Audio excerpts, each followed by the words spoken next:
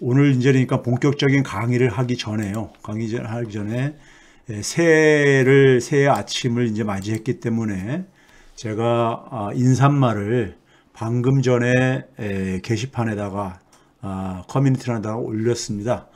그걸 잠깐 소개하도록 하겠습니다. 제목은 촛불혁명은 현재 진행형이라는 제목입니다. 이민년이 밝았습니다. 여러분과 같이 새해를 맞이할 수 있어 행복합니다. 촛불혁명으로 박근혜를 탄핵한 이후 지난 5년간 한순간도 우리는 긴장의 끈을 놓고 살 수 없었습니다. 촛불혁명을 통해 드러난 국민의 염원은 대한민국을 나라다운 나라, 그리고 국민이 진짜 주인인 나라로 만들어 달라는 것이었습니다.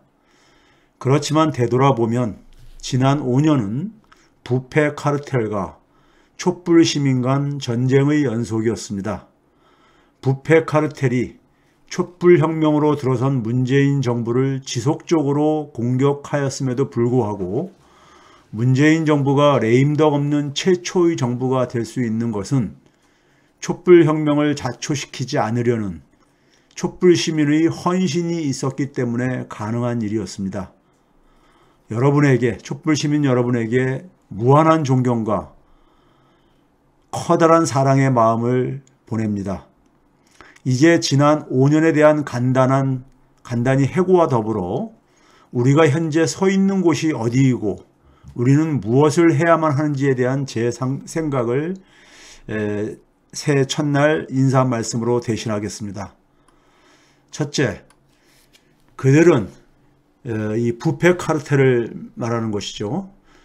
그들은 문재인 정부가 한반도 분단 구조를 해체하려 하자 적의를 드러내기 시작했습니다. 그들의 특권은 분단 구조에서 비롯하기 때문입니다. 문재인 정부의 분단 구조 해체에 대해 적의를 드러낸 또 다른 세력은 제국주의에 대한 향수를 가진 일본의 아베 정권이었습니다. 돈을 찍어내 경제 후퇴를 막으려 했던 아베노믹스가 성장률이 마이너스로 떨어진 2018년 하반기부터 위기를 맞기 시작합니다. 그 당시에 2018년 10월 30일인가로 기억합니다. 한국 대법원이 강제징용에 대한 배상 판결을 내리게 되죠. 이것을 핑계 삼아서 아베 정권은 일본 국내 이기를 한국으로 돌렸습니다. 그러나 역사 속에서 항상 나라를 구한 것은 민초들이었듯이 촛불 시민은 문재인 정부와 함께 아베의 경제 침략을 물리쳤습니다. 그 결과 대한민국 국민의 자존감은 크게 올라갔고 대한민국은 나라다운 나라의 모습을 갖추기 시작했습니다. 2018년 전후부터 대한민국의 대외적인 위상의 변화가 극적으로 생기게 된 하나의 배경입니다. 우리가 K방역을 만든 것도 바로 이러한 배경이 있었기 때문에 가능했던 것이었습니다. 둘째, 외적이 침략해올 때 항상 문제가 되었던 것은 외적 자체가 문제가 아니라 내부의 적이었습니다.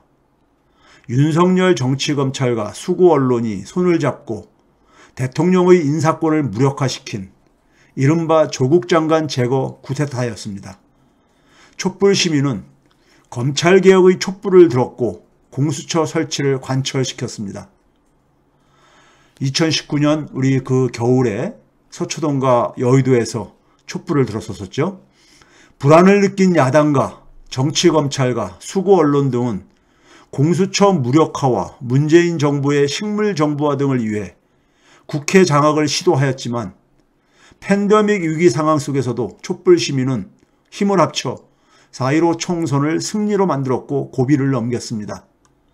총선 패배에도 불구하고 여전히 비선출 권력을 장악하고 있는 부패 카르텔은 공세를 멈추기는커녕 정치, 검찰과 수구 언론, 심지어 사법부 등까지 나서 촛불 정부를 코너로 몰았습니다. 이들은 일본 제국주의 세력의 눈의 가시인 윤미향 의원, 검찰개혁의 상징인 추미애 장관 등에게 칼을 겨누었습니다. 오늘 저녁에 뉴스를 보니까요. 박덕흠 의원과 이상직 의원과 더불어 가지고 윤미향 의원이 도매금으로 국회 윤리위에 제소가 됐던데, 국힘당의 이건 저는 물타기라고 봅니다. 윤미향 의원의 그러니까 정의원 기금 전용 문제는 지금 검찰이 무리한 기소를 했다는 것이 재판 과정에서 드러나고 있는 상황입니다. 저는 이거는 일본 제국주의 세력의 눈의 가시인 윤미향 의원을 상징적으로, 오늘 수요 집회 30주년이 되는 날이잖아요. 이것과 관련이 있다고 저는 보는 사람입니다. 그리고 정치, 검찰과 수구 언론 등에 의해 도륙을 당하는 조국 장관과 가족, 그리고 윤미향 의원과 추미애 장관 등을 지켜보면서 촛불 시민은 피눈물을 흘려야 했습니다. 또한 지난해 4.7 보궐선거에서의 참패로 촛불 시민은 인고의 시간을 가져야 했습니다. 흔들리지 않고 피는 꽃이 어디 있으랴라는 시 구절이 있지만 많은 촛불 시민이 힘들어했습니다. 그렇지만 촛불 시민은 조국, 윤미향, 추미애 등의 손을 놓은 적이 없었습니다. 그리고 이 과정에서 촛불 시민은 정치, 검찰과 수구 언론에 편승한 자칭 진보 지식인들에게 사망 선고를 내렸습니다. 무엇보다 인고의 시간 속에서도 우리는 이재명 후보를 만들어냈습니다.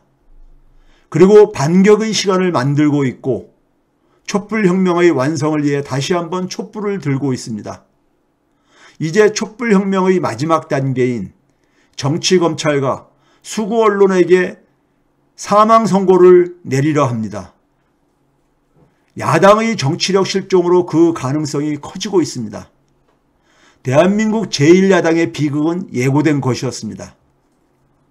야당의 정권교체 주장이 국민 다수의 동의를 얻으려면 단순한 복수의 차원에 머물러서는 안 됩니다. 사회를 진일보시키겠다는 청사진을 보여주어야만 합니다. 과거 정권을 담았던 보수 정당들, 그래서 김영삼 정부 같은 경우가 대표적으로 군부 청산이라든가 금융실명제 이런 것들을 사회를 진일보시키는 어떤 시대적인 부름에 어느 정도 호응을 한 결과 정권을 잡을 수 있었던 것과 있었던 것의 그 연장선으로 말씀을 드리는 겁니다. 그런데 박근혜의 탄핵 후 괴멸 위기에 놓인 야당은 새롭게 태어나는 길을 선택하기보다 부패 카르텔의 어두운 유산에 안주하면서 정치, 검찰과 수구 언론에 의존하는 방식을 선택하였습니다. 야당의 정치력 실종은 정당이 정치, 검찰과 수구 언론에 장악당하는 결과를 초래한 것입니다. 박근혜 탄핵 후 황골탈퇴의 길을 걷기보다는 수구 언론과 정치, 검찰의 도움으로 생명을 유지하다가 정치, 검찰에게 잡아먹힌 것입니다. 우리 모두가 목도하고 있듯이 제1야당은 완벽한 검찰당이 되었습니다. 윤석열 후보의 선대위 구성 멤버들을 보게 되면 거의 다가 정치검사들 출신들 아닙니까요? 완벽하게 검찰당이 되었습니다. 사익 추구나 조직이익 우선주의가 내면화된 정치검찰은 정치에 반하는, 즉 반정치의 상징입니다. 정치는 적어도 표면상으로는 모든 국민에게 같은 대우를 해주어야 하는 세계인 반면 정치, 검찰은 자신과 나머지를 구분하고 차별하는 세계관을 가진 존재들이기 때문입니다. 정치, 검찰은 정치를 할 수가 없는 존재들입니다. 평소 윤석열 후보는 제가 일관되게 가졌던 원칙과 잣대는 저와 제 가족, 제 주변에게도 모두 똑같이 적용하겠습니다라고 말하였습니다. 그런데 오늘 뭐라고 했습니까요? 자기 아내는 처벌될 일이 없을 것이라고 말했습니다. 검찰에게 가이드라인을 보내고 있는 것이죠. 문제는 검찰에게 이런 가이드라인을 보내면서 그게 왜 문제인지조차도 모른다는 것입니다. 이 모른다는 것이 정치, 검찰이 얼마나 자기 자신과 조직의 이익 우선주의에 빠져 있는지를 보여주고 있는 것입니다. 윤석열의 공정과 상식이 내로남불이라는 것을 국민들이 시간이 흐르면서 알게 된 것입니다.